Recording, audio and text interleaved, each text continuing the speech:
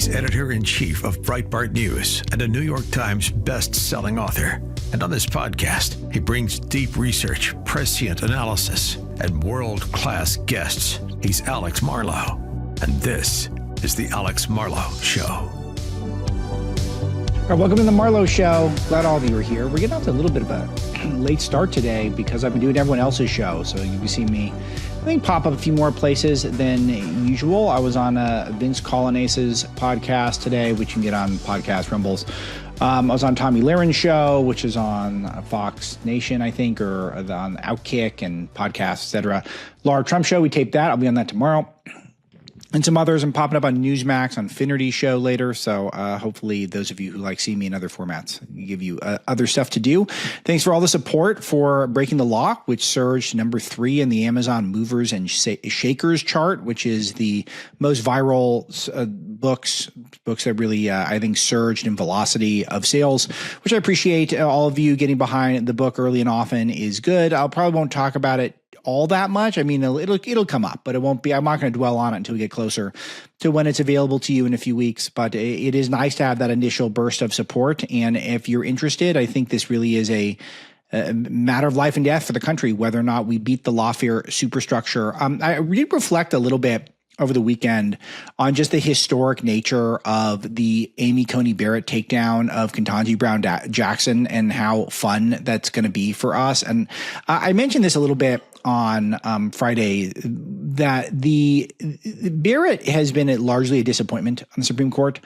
And not to say that she doesn't have her gifts, and I wasn't fully supportive of her at the time. So it was one that reasonable people could have gotten this one wrong, so to speak. But she has not taken the conservative line on a lot of the hardest cases that have come across the Supreme Court's desk. But after this smackdown of Ketanji Brown Jackson, I feel like this could bring us into a new era of fun with the Supreme Court because it is her takedown is a suggestion that she's basically just her interpretation of the law is just completely bogus, and that she believes in judicial imperialism, which even the justices on the court, even the liberal ones, don't agree with that statement. But it is such a stern rebuke. I was going through it and I could not find another example of a Supreme Court justice smacking down a sitting colleague at that level and basically saying that you're a dumb libtard. And I had never seen anything like it. And I was so unexpected and just delightful.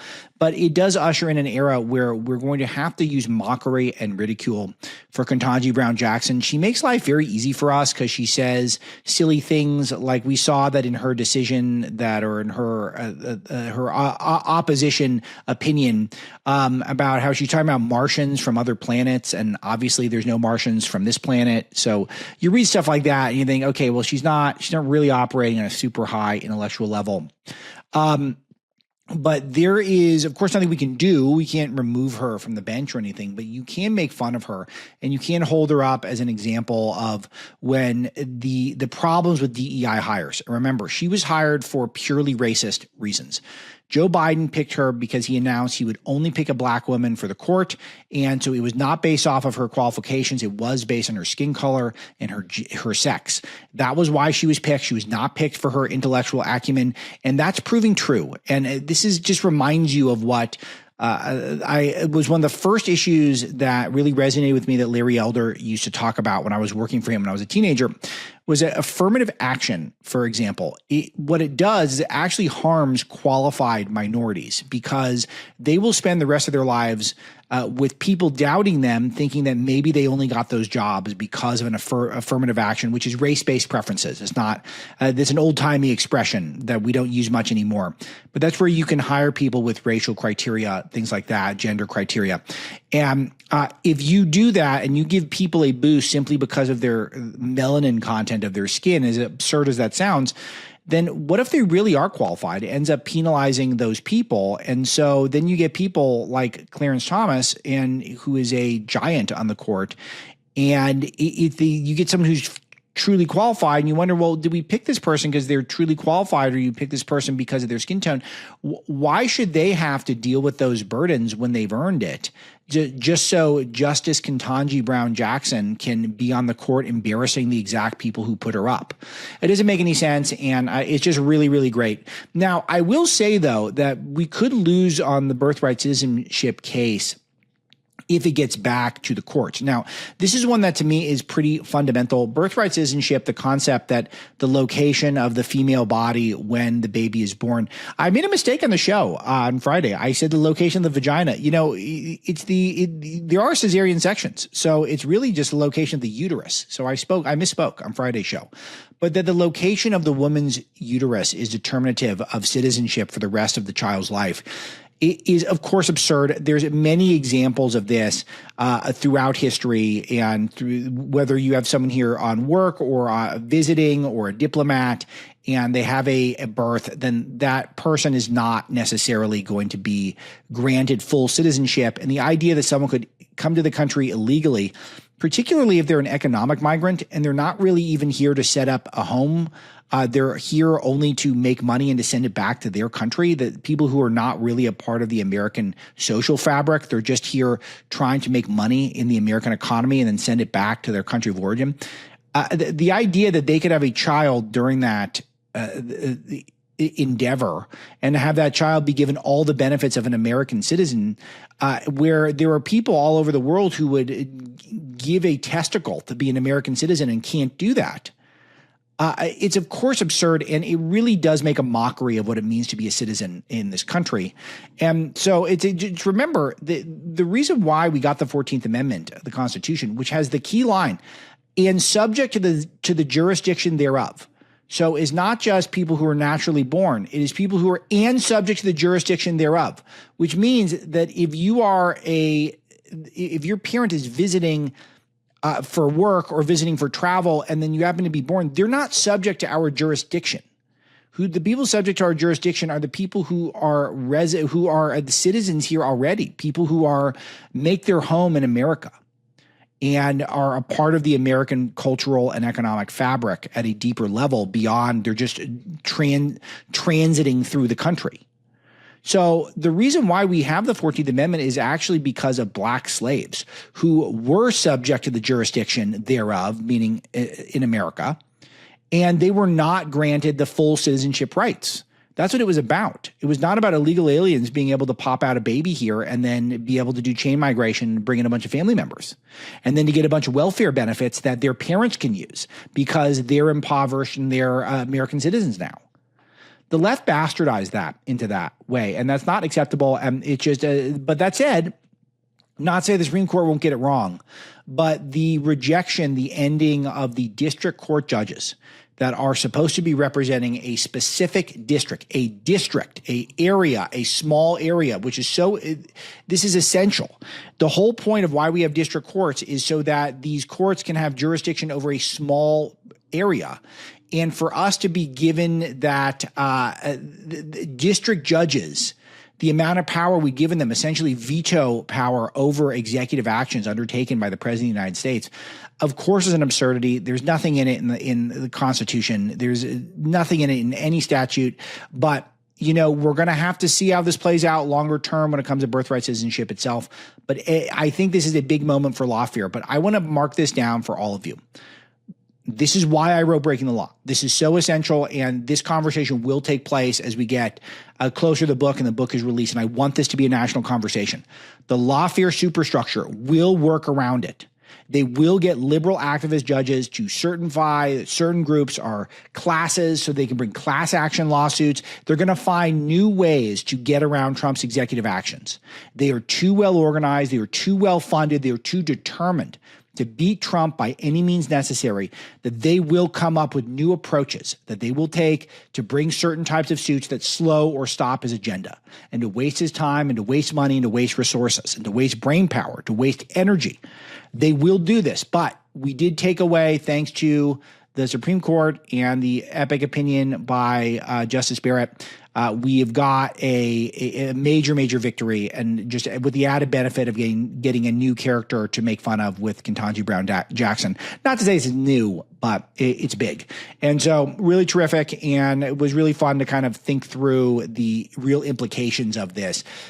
I feel like in general, just as a personal thing in terms of my broadcasting abilities and my particular skill set, I feel like overall I'm very good at my feet, and it's part of why I can do these sorts of things. But it is really nice to be able to have a minute to reflect and to think about how big of a deal is this actually. And I really reflected on the district court judges being rebuked. I think I brought the correct intensity on Friday's show. And then when it comes to the birthright citizenship, I do want to be more cautious that we might lose that one in the long run, and we might have to come up with some other means, maybe via Congress, to fight back on that. So we will put a pin in that. But I really, even though I was so excited about Justice Barrett's opinion, I still feel like I undersold it to some degree. It really was that cool. So if you've not had a chance to read it, then please pull it down and enjoy yourself, because it is nice. It's nice. It's good stuff. And I'm happy to see it. It's nice to have that surprise from Justice Barrett as well, which I was not anticipating. So that was the big thing from Friday. And it just adds to just the most unbelievable week from President Trump, who, of course, won the 12-day war with the ceasefire. NATO defense spending, epic, that they're going to 5% potentially. One thing we've been tracking a lot of Breitbart is the Rwanda-Congo peace deal that took place. So Rwanda and Congo have had a 30-year fight, squabble, whatever you want to call it.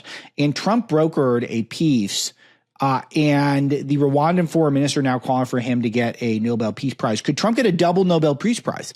Could he get a Nobel Peace Prize for the 12-day war? Or could he get a Nobel Peace Prize for Rwanda and Congo normalizing relations for the first time in 30 years at a major level? It's very cool. But here's the quote that we got from the Rwandan embassy at Breitbart News. This conflict in eastern DRC, the Democratic Republic of Congo, one of the longest conflicts on the continent, 30 years. We've had a genocidal movement that has been destabilizing our country during the whole period. Anyone, including President Trump, who would help sizably to bring this conflict to an end, deserves a Nobel Peace Prize, absolutely. And it's all stuff that would be top tier, front and center, 24/7 coverage for a while. And, it becomes like the third tier story. We've also got record stock market highs, which we brought up, I believe, a bit on Friday's show. So it just shows you that America is coming back. And now we move on to the big, beautiful bill. I realize there are many choices when it comes to who you choose for your cell phone service. And there are new ones popping up all the time. But here's the truth. There's only one that boldly stands in the gap for every American that believes that freedom is worth fighting for. And that's Patriot Mobile. For more than 12 years, Patriot Mobile has been on the front lines, fighting for God-given rights and freedoms while also providing exceptional nationwide cell service with access to all three of the main networks. Don't just take my word for it. You can ask hundreds of thousands of Americans who made the switch and are now supporting causes they believe in simply by joining Patriot Mobile. Switching is easier than ever, and you can activate minutes from the comfort of your own home, and you keep your number. You can keep your phone, or you can upgrade. Patriot Mobile's all U.S.-based support team is standing by to take care of you. I love that. I love bringing those call centers back to the U.S. That's good stuff. You can call 972-PATRIOT today, 972-PATRIOT, call today, or go to patriotmobile.com/Alex. That's patriotmobile.com/Alex, or use the code Alex for a free month of service. That's patriotmobile.com/Alex, or call 972-PATRIOT and make the switch today. Which is past some procedural hurdles over the weekend. It looks like it's heading towards a pass, but there's a lot going on. I reached out to a lot of my favorite senators, see if they come on today, the rest of the week, and they can't come on today because they're doing something called the Vote-A-Rama, where they try to add various amendments to the bill. Some of these will succeed. Most of them will not succeed. And we'll keep you updated on the day-to-day about what's going on with the bill itself. But for all the latest, Breitbart.com for the nitty-gritty and blow-by-blow. But I'll give you some of the big-picture stuff. But the bill text came in very late on Friday, and it moved forward throughout the day on Saturday. There was hours and hours of debate, I think 12 hours in total.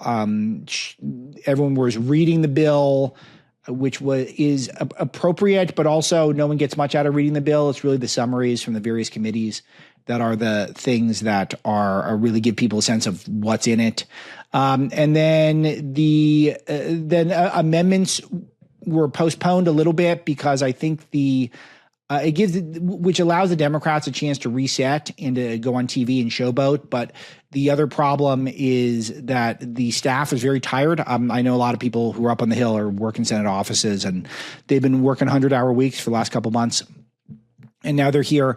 And so we've got the bill that's starting to take shape with the big picture stuff. And I will tell you this at the outset, probably one of the better bills that I've seen in my time covering journalism. And there's lots of flaws in it. I don't like how it raises the debt to the degree that it does. And I do think that there's certain things like the Senate parliamentarian blocking language to make sure that illegal aliens don't get Medicare. That's a problem. It's a big problem. And I don't think we are going to be able to fix it in the time we need to get this bill passed, but we got to mark it down because we're just starting to deal with certain issues.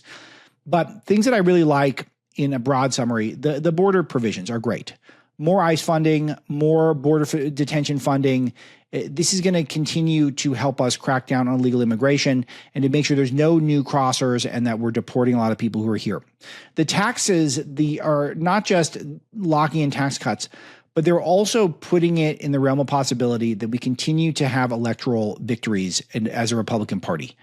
If the Trump tax cuts expired, we would have a massive problem as a party because the world is the rest of the country is it is not going to register that whatever nuance you've got for whatever explanation that you didn't like this bill, the Trump tax cuts expire, and people who are already strained by the high interest rates and the Biden inflation and high price of groceries and housing and all those things that are still people are still adjusting to that from the Biden inflation years. You throw in a big tax hike on top of that, and we are cooked as a party. This locks all that in. And then beyond that, though, there's so much other cool stuff. The more I dig into the bill, I'm finding all these cool things.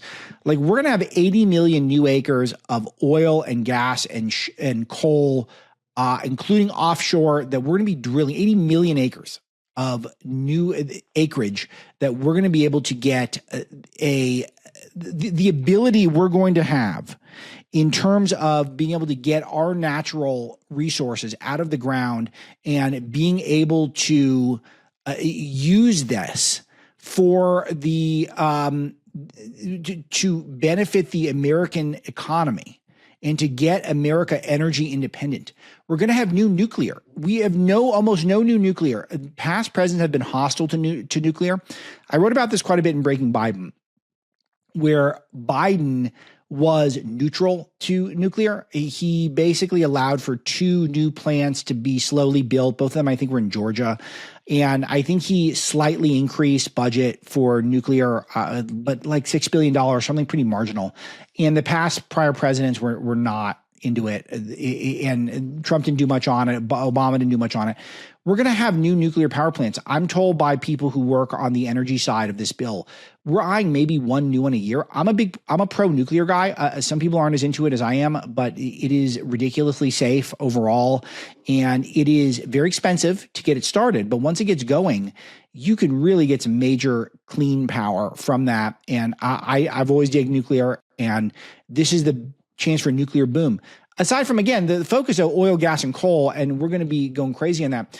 New timber sales. We're going to up the amount of timber that we're going to be able to sell that are made in America, as opposed to importing it from overseas. Why are we importing it from overseas? It's countless amounts. All this is going to go away in the bill's current form. And then we get some of the more complicated stuff that I think is really still very important. And so Medicaid has been a lot of the topic of conversation. And we have some reforms coming in, but these reforms are just starting to scratch the surface. Basically, you need to be able to work if you are able-bodied and have any ability at all to work if you want to stay on Medicaid. And especially if there's no children involved and you're not, you don't have all these dependents who need you in the home every single day to do certain things. That if you're able-bodied, you need to either be working or looking for a job if you want to get these benefits. And that's okay. And if certain people lose their Medicaid because they're able-bodied, not even trying to find work, then they're just leeches. And I know it's sad, but it is true that is a major problem. I was crunching some of the numbers over the weekend, and I figure it's about 35 million people are on Medicaid who wouldn't have been on it based on its original intent. And so can we get that number down a little bit? I'm not saying we're going to wipe it clean right away, and we shouldn't be judicious, but it's time to start the reforms and some basic stuff that people who are above the poverty line, able-bodied, and aren't working and not trying to work when unemployment is this low, which means you could get a job if you went out for one, for the most part, then you should just not have unlimited government benefits. It's just very true. And I don't want people who are qualified, who really need it, who are very low income to not have any sort of assistance. That's politically not smart. But chipping away at this, that is smart. And we're going to have to work on our messaging, hone that messaging, but it's a big thing. We can't have rural hospitals going out of business over it. So for political purposes, if nothing else, but we got to start the process. It's great. The Democrats also talking about certain things that are related to the Green New Scam. And so you might be hearing some of their talking points. And I wrote down some of them from X, the Everything app, things that I was seeing over the weekend. And so they're talking about how millions of manufacturing construction jobs are going to be destroyed and your energy prices are going to go up. Well, first of all, your energy prices are ultimately going to go down because we're going to drill, baby, drill. We're going to get coal. We're going to get nuclear. So your energy prices, I think, will come down fairly quickly. But in short order, well, we get these things spun up. They could potentially go up because we're not going to have as many green subsidies, which is all a grift for left-wing astroturf organizations to fund nonsensical products that are not the progressive. They're not futuristic. They're all a scam. It's the Green New Scam. It's what people have been calling it. And cutting back on those provisions is essential. And I want to do more.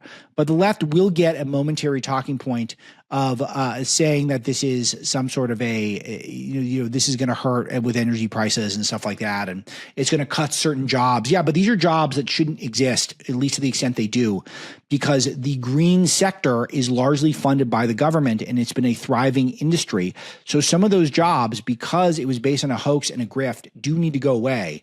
And there's going to be a little adjustment that's going to have to take place, but that's fine. We can live with that. So, and then the tax cuts for billionaires thing, it's just one where it's tough to message because in general, the public does not want billionaires to get a tax cut, but the overall people who pay a lot in taxes, whenever you cut taxes, you cut the taxes from the people who are paying the taxes. So it's always been a tough one to message on from a political thing, but I think we can fight through it. And then other stuff we're looking at, food stamp reform, making sure that we are trying to trim where we can, but not cutting our nose off to spite our face. But I'm optimistic. I'm really optimistic here.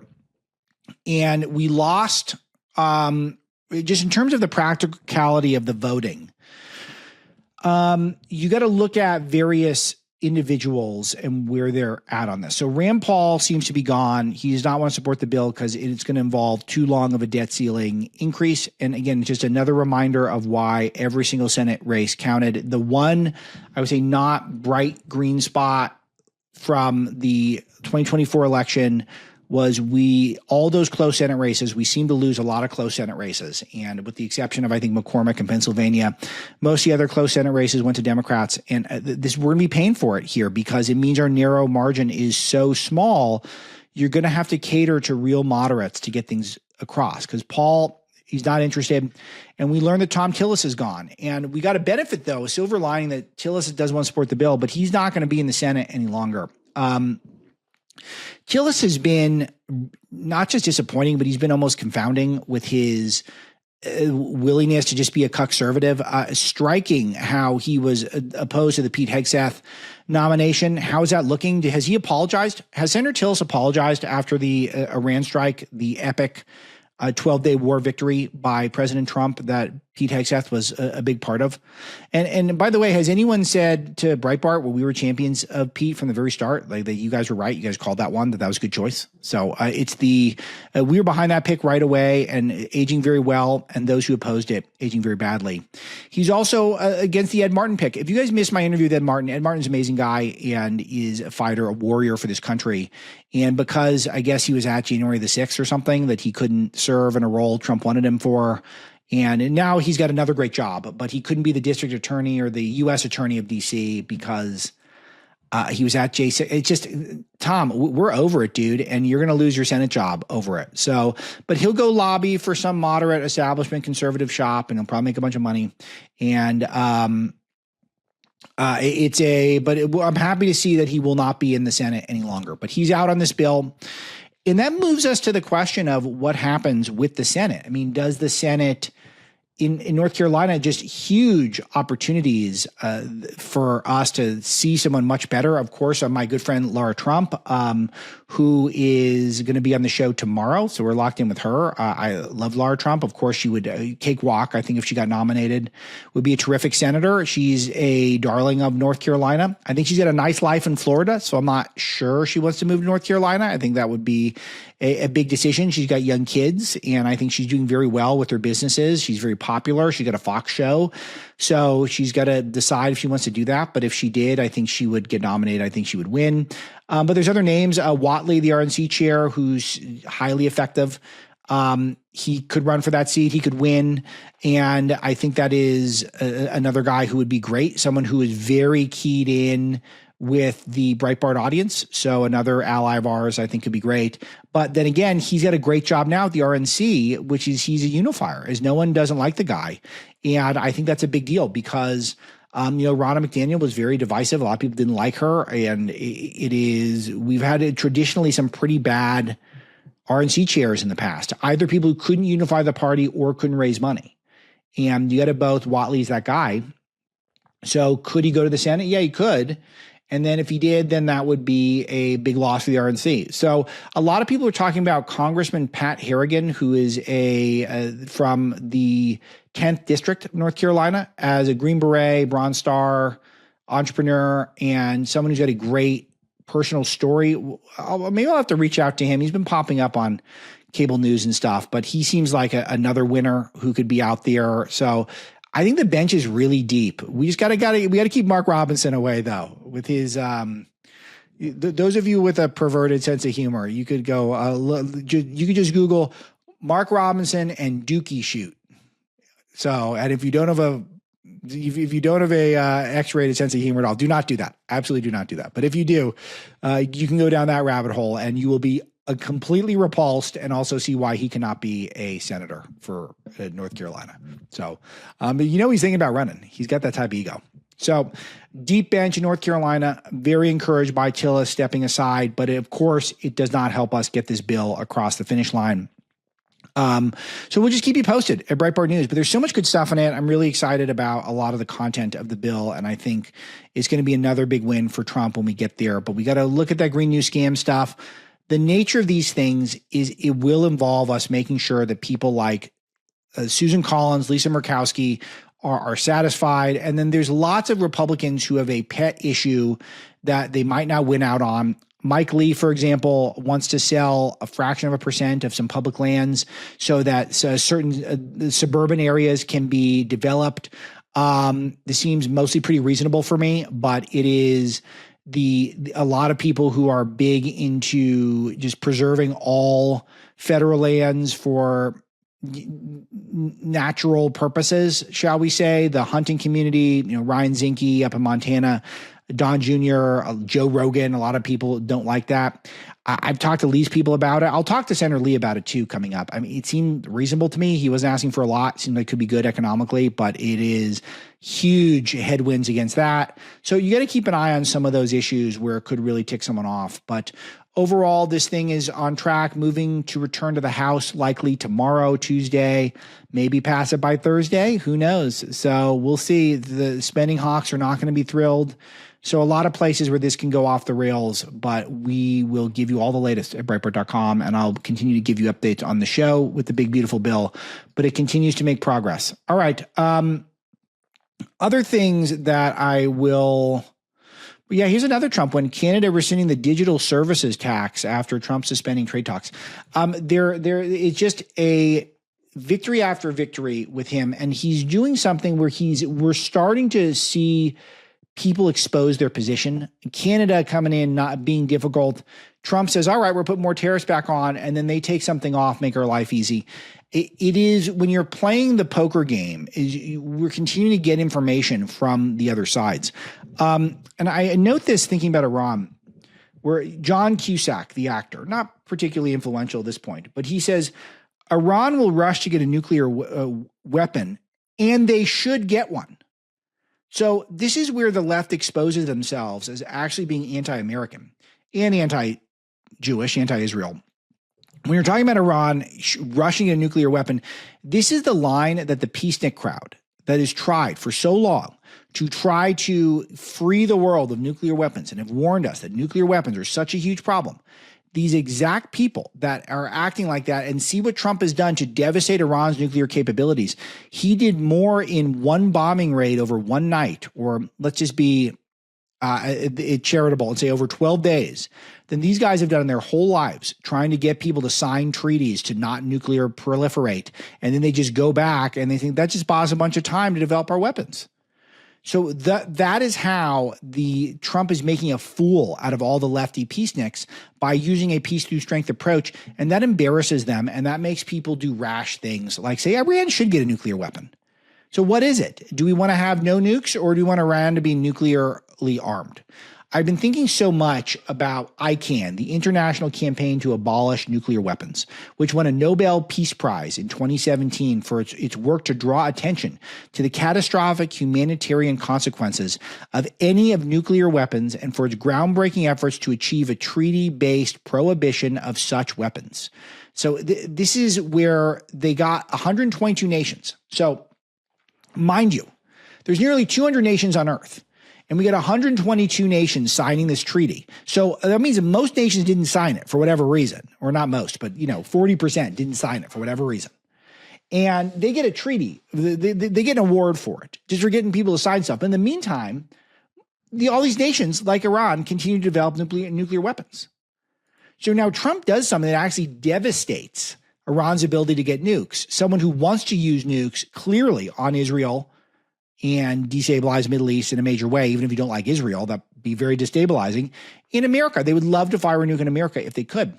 And then what do you see? I went over the ICAN Twitter, see what they're up to today. ICAN condemns the United States' illegal military action against Iran's nuclear facility. By joining Israel's strikes, the U.S. is violating international law and putting global non-proliferation efforts at risk. And they're retweeting something called the Elders. What is the Elders? I should have looked this up. What is this? This is founded by Nelson Mandela in 2007, a global leaders working for peace and justice. Okay, they've written some sort of an article, a non-governmental organization, NGO. The U.S. and Israel strikes on Iran risk further fueling nuclear tensions. They undermine nuclear safeguards and edge us closer to regional arms race. So these are the peaceniks who think that you can just kumbaya away nuclear weapons from evil actors like the Iranian government. These people are upset that the United States quickly, methodically, and devastatingly obliterated Iran's ability to develop nukes for the foreseeable future. These people are such frauds, and yet they're the ones who get the Peace Prize. In the meantime, Trump is brokering peace between Rwanda and the DRC. He's taken out Iran's nuclear capabilities. He's trying to get the big, beautiful bill going. I mean, this guy is just absolutely on fire, and people keep standing in his way and doubting him and then putting out these stupid statements. They should be applauding Donald Trump. They should be saying, with Trump's swift and devastating attack, we have taken one major nuclear threat off the table in this world for the time being, and we thank President Trump for all he's done for this world to keep us safe from nuclear weapons. All right, you've heard us talk about the effort by legacy media to stop you from accessing shows like this one. They do it by limiting spectrum available for consumers like you to access shows like this. They even say it's a national defense issue, which is obviously absurd. And Trump isn't buying it, and neither is Senator Ted Cruz. In the big, beautiful bill, Republicans have heard your voice and are providing more spectrum. What does that mean for you? It can reduce your monthly broadband bill and preserve your ability to watch, listen, and stream the content you choose. Not what's chosen for you by some cable provider. The sale of spectrum will also generate billions to reduce our national debt.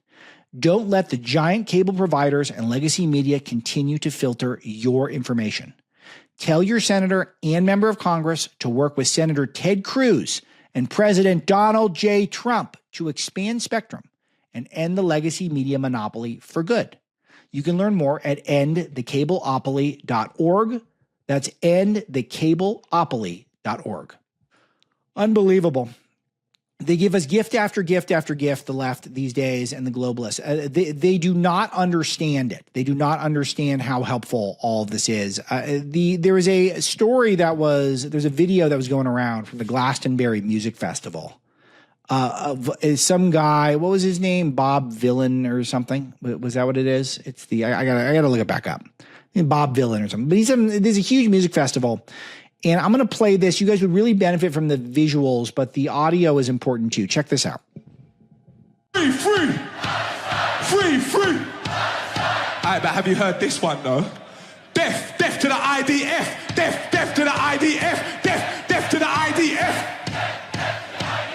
Death, death to the IDF. Death, death to the IDF. Hell yeah, from the river to the sea, Palestine must be, will be, inshallah, it will be.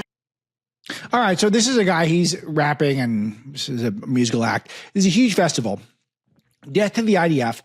Obviously, he wants to kill Israelis. He wants to kill Jews. He doesn't want Israel to exist. But note that the people, the call and response, this is in the West, this is in the UK, they were right there with them. They were chanting for it. They were, I don't know how much by percentage, but when he was saying death, death, the IDF, they were responding. The call and response was there. This is a blatant call for violence. And that is what is in the left-wing base right now. They're very violent. John Cusack fantasizing about Iran getting a nuclear weapon. Why? Because he yearns to see violence against Israeli Jews and against Trump and against Trump's movement.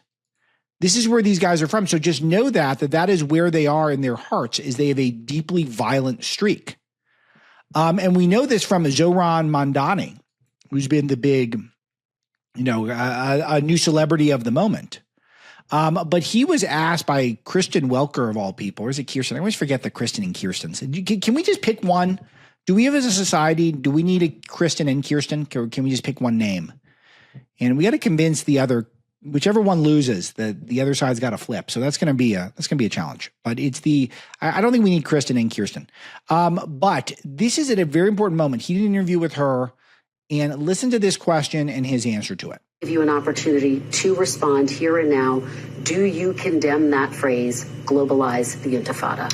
That's not language that I use. The language that I use and the language that I will continue to use to lead this city is that which speaks clearly to my intent, which is an intent grounded in a belief in universal human rights. And ultimately, that's what is the foundation of so much of my politics, the belief that freedom and justice and safety are things that, to have meaning, have to be applied to all people, and that includes Israelis and Palestinians alike. But do you actually condemn it? I think that's the question and the outstanding issue that a number of people, both of the Jewish faith and beyond, have. Do you condemn that phase, globalize the Intifada, which a lot of people hear as a call to violence against Jews? I've heard from many Jewish New Yorkers who have shared their concerns with me, especially in light of the horrific attacks that we saw in Washington, D.C. and in Boulder, Colorado, about this moment of anti-Semitism in our country and in our city. And I've heard... Okay, so you're hearing he's not saying, I do condemn it. And if you go back through his history, and I want to be fair to Zohan, he has said some stuff where he's wants more hate crime investigations into anti-Semitic stuff, things like that. So he's done some lip service. But this is clear as day, clear cut, in a vacuum. Take this to the bank. He's offered the opportunity to condemn a call to violence against Jews and will not take it.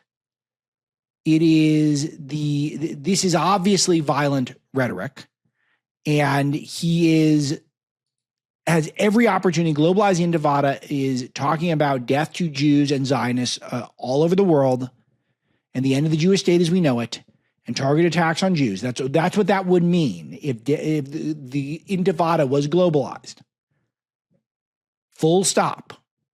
And he won't do it. And he's asked a third time. So I played you two, and then if I continue with the clip, which I don't need to, he goes on for a third time. She asks again. I can't believe she asked that question. It's a fantastic question by Kristen Welker, or Kirsten. I don't know. But it's a good question because it actually gets him, who has occasionally paid lip service to the to causes that are, I would say, not utterly radical when it comes to Palestine-Israel relations.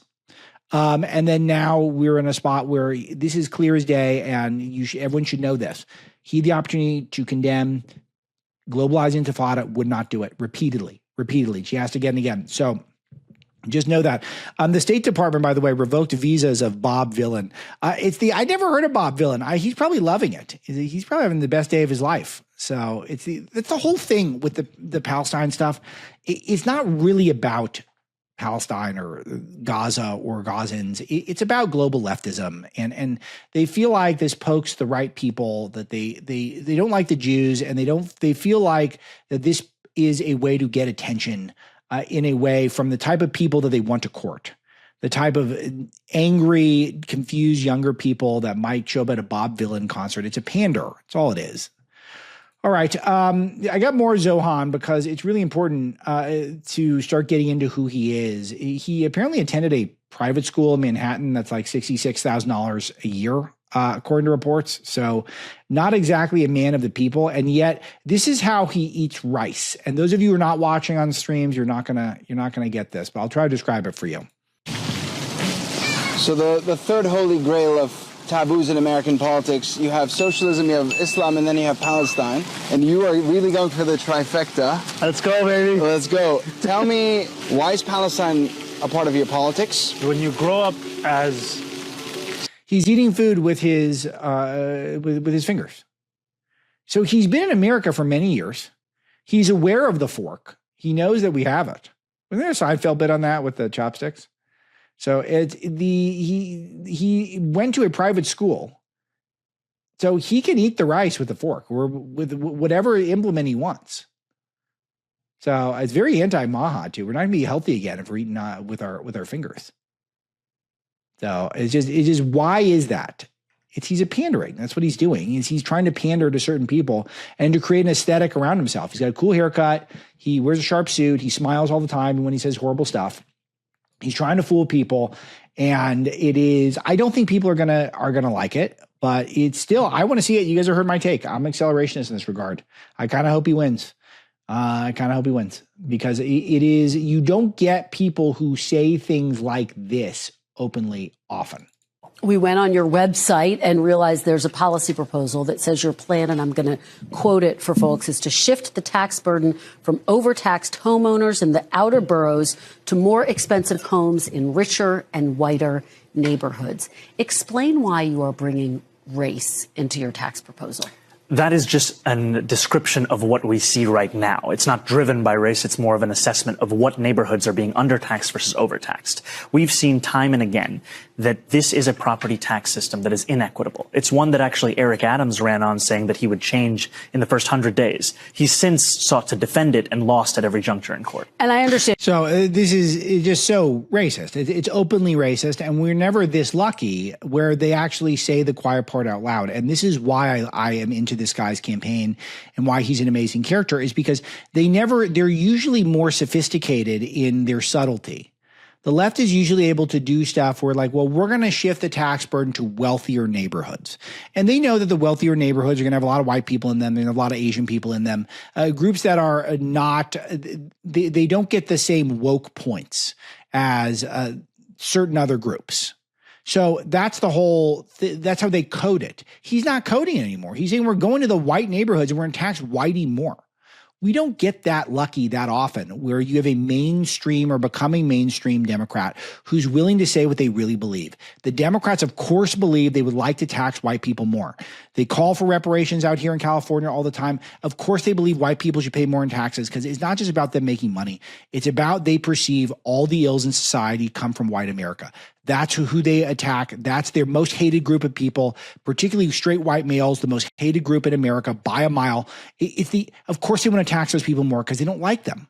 As a group, they don't like their white neighbors. They want them taxed more as a penalty for their whiteness. But they don't say stuff like that. We're not that lucky to get stuff like that said out loud. And that is on his policy platform. And you got nominated by the Democrats. So the Democrats in our most populous city believe in this stuff. And you're saying we're simply describing the types of neighborhoods that would see these increase in taxes. And yet, by invoking race, do you run the risk of potentially alienating key constituents? I think I'm just naming things as they are. And ultimately, the thing that motivates... Naming it as they are. The problem is white people. So just know that. So it's just going to be on New York to figure out if they can get through this. There is a path. Cuomo's got to drop out, and Curtis Lewa's got to drop out, and then Adams will have a chance. And if Adams can just run as a moderate, which he can, he's worked with Trump with the immigration stuff. So if he could just do that, he could get a pretty big coalition. But it is, who knows? Who knows? This could be the mayor of New York, and I'm absolutely here for it. I would love to see it. I would love to see this experiment. New York deserves it. New York has treated their own city like trash for the last decade plus, and they don't deserve better. They really don't. They've gone soft on crime. They've gone soft on immigration. They've gone, the city's just gotten trashed. At the same time, it's gotten way more expensive. It is just not the magical place that it once was, and they deserve this. So, but if they figure out a way to get Adams through, fine. But it would be very interesting to see what an actual communist would do leading this city. Last one. This is the one you probably expecting me to play. Check this one out. What the purpose is about this entire project, it's not simply to raise class consciousness, but to win socialism. And obviously raising class consciousness is a critical part of that. But making sure that we have candidates that both understand that and are willing to put that forward at every which moment that they have, at every which opportunity that they're given. We have to continue to elect more socialists, and we have to ensure that we are unapologetic about our socialism. There are also other issues that we firmly believe in, whether it's BDS, right, or whether it's the end goal of seizing the means of production, where we do not have... The end goal of seizing the means of production, that is straight out of Karl Marx. So he's a Marxist. So it's hey, my friend Mark Levin warned about this a couple years ago. American Marxism, it's here. They just don't ever say it out loud like this. It is the boycott, divest, and sanctions movement that he just mentioned is also deeply anti-Israel. So it's designed to destroy Israel. That's what it's all about, and thus designed to destroy Jewish businesses. So that is their goal, and it's nice to have a guy saying we're openly socialist, we are openly Marxist now, seizing the means of production. We're fortunate that we're seeing this exposed for what it is and make every single Democrat get on record to say if they support Mandani or not. And if they don't condemn this stuff, see the means of production. Recall, he says billionaires should not have a right to exist. He gets into that. Maybe that was the same Christian Welker interview that I was playing. But if he believes that billionaires do not have a right to exist, then what is the amount of money that he believes is acceptable? And do we believe that if fundamentally the country gets better if we discourage people from being able to earn what they can potentially earn? So he thinks it's better off if we just redistribute until people have when you all have equality, we have equality at very low levels. You don't get equality if you're searching for equality. You've never seen it done where everyone is thriving with equality. The only places in the world where there's equality are places that are much more destitute than the United States. So just always keep that in mind and present that to any people in your life who are harboring some sort of fetishism for Zoran and his Marxism. But seizing the means of production, that is the goal. That means that the American entrepreneurial spirit that's defined this country. There's an immigrant in this country, a young man, an immigrant to this country, comes in our country, and he's saying the stuff that made this country special is, we don't want that. We want to seize the means of production. We want the government to control it.